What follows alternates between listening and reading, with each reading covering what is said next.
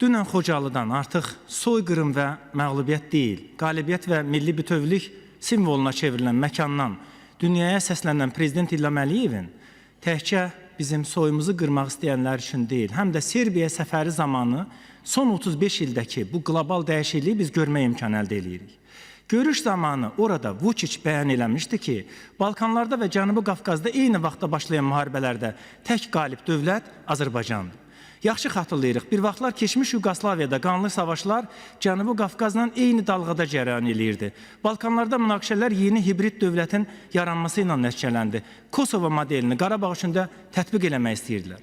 Avropanın iki hissəsində eyni senari, xarici dövlətlərin müdaxilələri, oxşar vasitəçi monopolistlər olsa da fərqli nəticələr baş verdi. Cənubi Qafqazda Azərbaycanın tarixinin axarını dəyişdirdi, dondurulmuş münaqişə termininə son qoydu və yeni geosiyasi reallıqlar yarattı. İndi gəlin bir əsr geriyə baxaq. Əslində 100 il əvvəl də biz Xocalılara məruz qalırdıq. 1920-ci illərdə ABŞ prezidenti Wilson arbitraj qərarı ilə Ermənistan ərazisini genişləndirmək istəyirdi. Regionun xəritəsi və taleyi kənarda müəyyənləşirdi. İndi isə qələbəmizin legitimliyi və suverenliyi məhz həmin Vaşinqtonda qəbul olunub.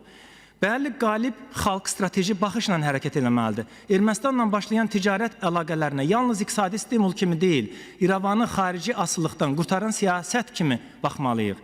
Əgər region gerçək inteqrasiyaya nail olsa, kommunikasiyalar açılsa, o zaman xarici himayədarlara ehtiyac qalmayacaq. Prezident İlham Əliyev dəfələrlə sual edib, axı Cənubi Qafqaz niyə inkişafdan geri qalıb? Çünki daimi savaşlara meydan olub. Dünən başlayan Pakistan-Əfqanistan qarşıdurması göstərir ki, yerləşdiyimiz region indi dünyada ən böyük risklərlə üz-üzədir. Lakin Xocalıdan verilən mesajın mənası odur ki, biz artıq qurban deyilik, soyumuz yaşayır və biz təkcə öz taleyimizi yox, regionu və erməniləri də dəyişdiririk. Bəli, qələbəmiz təkcə torpaqlarımızı yox, həm də Ermənistanı keçmiş imperiyalardan xilas eləyir. Ona görə də xalqlarımızı barışa hazırlamalıyıq. Doğrudur, yaralarımız təzədir, düşmənçilik dərinə işləyib. Lakin Ermənistanla sülh müqaviləsini bağlayandan sonra daha böyük düşmənlərimizi görəcəyik. Məgər tarixdə iki xalq arasında dinç birgə yaşayış olmayıbmı? Əlbəttə olub. İkinci Dünya müharibəsində erməni diviziyalarında Azərbaycanlılar qəhrəmanlıqla vuruşurdular və Sovet İttifaqı qəhrəmanı adını alan soydaşımız da var. Halbuki yalnız Baqramyanları, Babacanyanları qabardırlar. Erməni kinoşünaslığını Sabir Rzayev adlı çoxlarının tanımadığı həmyerlimiz yaradıb.